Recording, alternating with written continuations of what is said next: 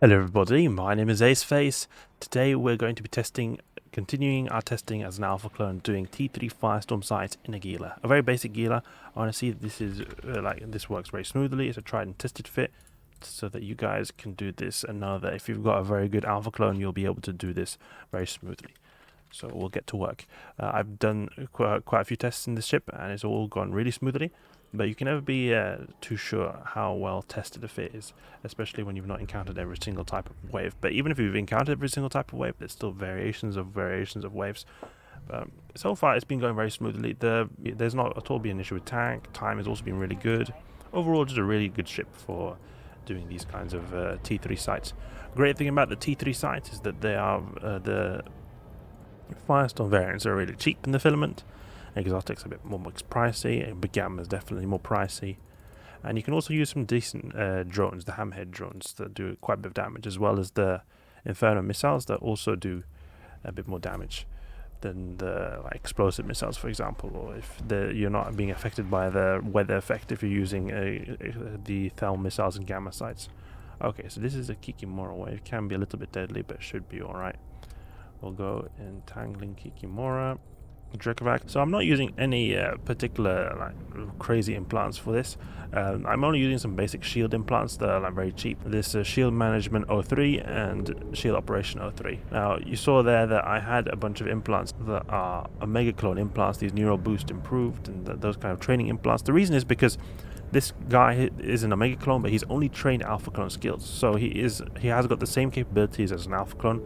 But I just have him train stuff as quick as possible using those implants. Otherwise, he is he's performing exactly the same as an alpha clone would in this kind of abyss site. Okay, so it seems to be pretty smooth. Tank is no problem, like it always is. There's no problem with tank. Feels like tank is solid on this ship because we've got a thermal shield amp. And this is very beneficial for us in the firestorm site because thermal-based NPCs usually do a ton of damage, like these Triglavians.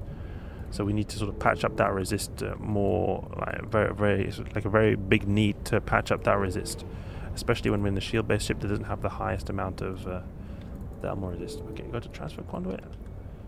Let's go here and get up close and personal with this transfer conduit. Oh, I don't think we've got enough range actually. 32. Yeah, okay, we've got enough range. I thought for some reason we had 19 kilometer range. I don't know why. I think it might be if we had the Tech 2 missiles that we don't have enough range. But I think this is a great chill way to earn ISK as an alpha clone if it continues to work well, because the ship just doesn't have really much problems at all. It feels very relaxing to do this. It's 400 million ISK fit, so I mean it's not extremely cheap, but it's not extremely expensive either. You can always go more expensive with faction-based shield extenders, etc. Deep automatic suppressor is weathering away at our drones, so I don't think that it's nice to keep them out for too long. But we can always recall them and grab a new set. And Drekovac, typical Drekovac. They love to keep at the range of my missiles. These guys are so annoying. How much loot did we get? We already had loot from before, actually, so I can't really compare too much. Let's take out this Drekovac. It's annoying that I sort of have to go for the Drekovac last, because he is the tankiest one, and he also starts with low HP, so it's favorable for me to take him out first before he's able to recharge or regen all his HP from his friends who are repairing him. The problem is there's Kikimoras on the grid. The Kikimoras do tons of damage, so that's why I go for the Kikimoras first, just out of a pure survival reason. Okay, he's soon down, and we can just reload here.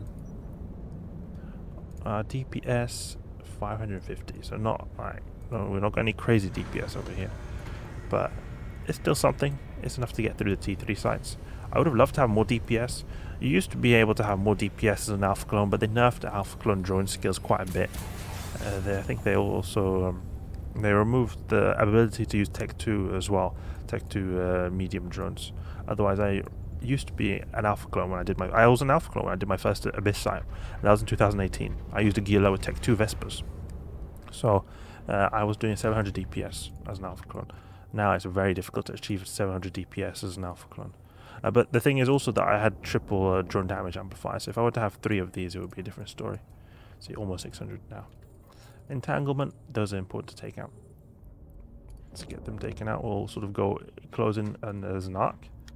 Go for Scylla over here. Split the other Hammerhead to This other cellar, the entanglements are the more dangerous ones. Okay, launch a missile here. Just need to get close to Charybdis before we take lethal damage.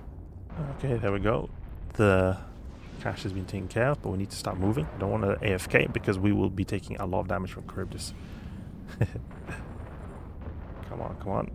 Get closer to the cache. God, Charybdis is very fast, especially when we get webbed. Come on, take out these webifiers. We're going slower than Charybdis now.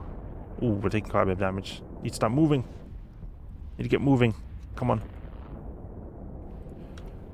Okay, now go for this Ephialtes.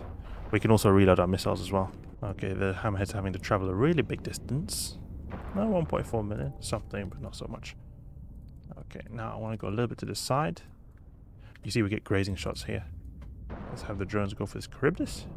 Alright, it seems like shield is stabilizing here at a reasonable level. Our recharge is most around here. And we're also getting into a decent arc as well. So getting occasional hit shots, but we'll also be taking some grazing shots too. Okay. Soon we're there. Soon we're there, being able to use our missiles. Okay, now we should be able to use our missiles just about. Let's move toward the transfer conduit. Okay, recall drones. Great, that was easy. Charybdis, no problem. Let's keep a range 500 and get to the last room. Oh, it was not 90 kilometers, it was 19 missiles. That's what it was. Okay.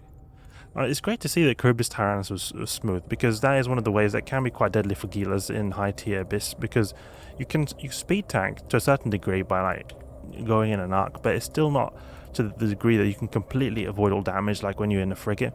So you still have to tank a certain amount, and that certain amount seemed to be reached because we were able to tank him pretty decently. It could also be very different if you were to have a tracking pylon, for example.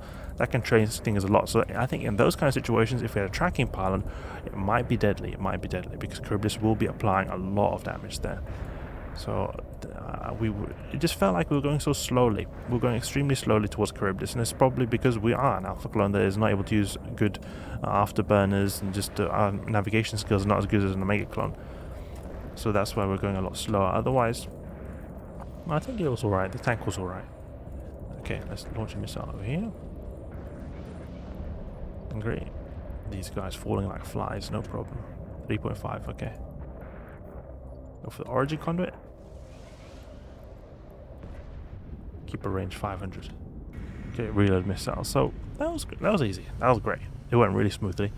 I just worry about Charybdis Tyrannus potentially being a bigger threat if the circumstances were not favourable to us. If we were to have a tracking pylon or we were to have a blue cloud. I wonder also how the marshals would do. I think marshals would be alright in the T3 because the T3 marshals shouldn't be that deadly, but they can also be a deadly wave for just Gilas in general or Abyss cruisers because of how well they apply and how much damage they do. But overall, it went really smoothly, it went really well. Gila passed with flying colours.